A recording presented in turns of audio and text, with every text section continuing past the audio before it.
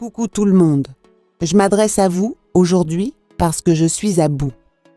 Je n'ai personne à qui parler sans être jugée.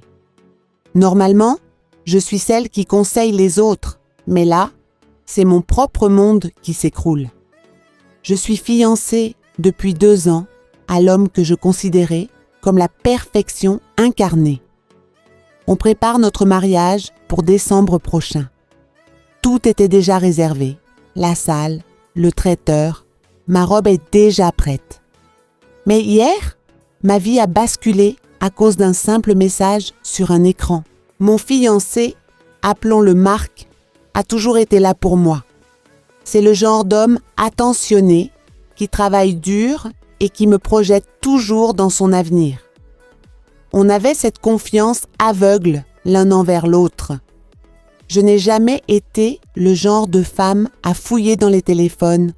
Je trouve ça toxique. Mais hier soir, il était sous la douche et son téléphone n'arrêtait pas de vibrer sur la table de nuit. J'ai cru que c'était une urgence de sa mère.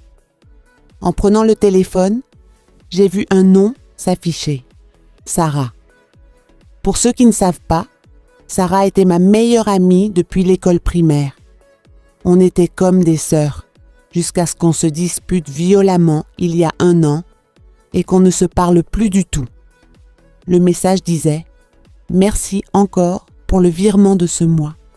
Je ne sais pas comment je ferai sans toi. On se voit quand ?» Mon cœur s'est arrêté. J'ai ouvert la discussion et j'ai découvert l'horreur. Marc lui envoie de l'argent chaque mois depuis 6 mois. Des sommes importantes.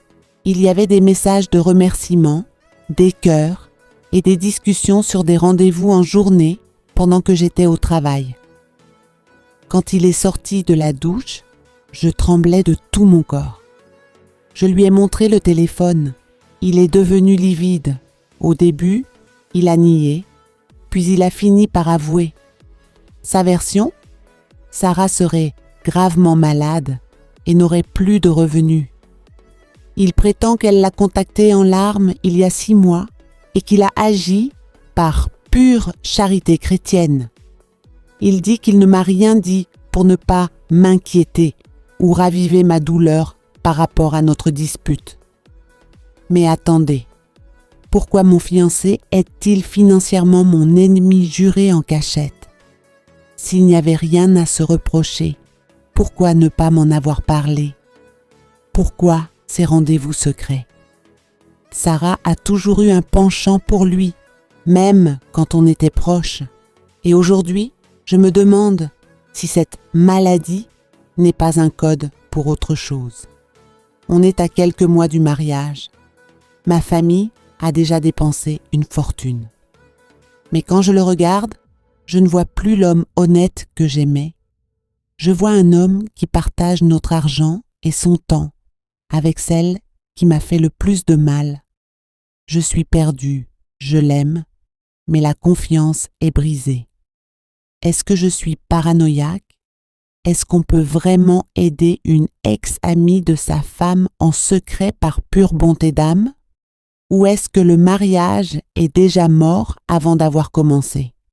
S'il vous plaît, donnez-moi vos conseils. En commentaire, j'ai besoin de vous.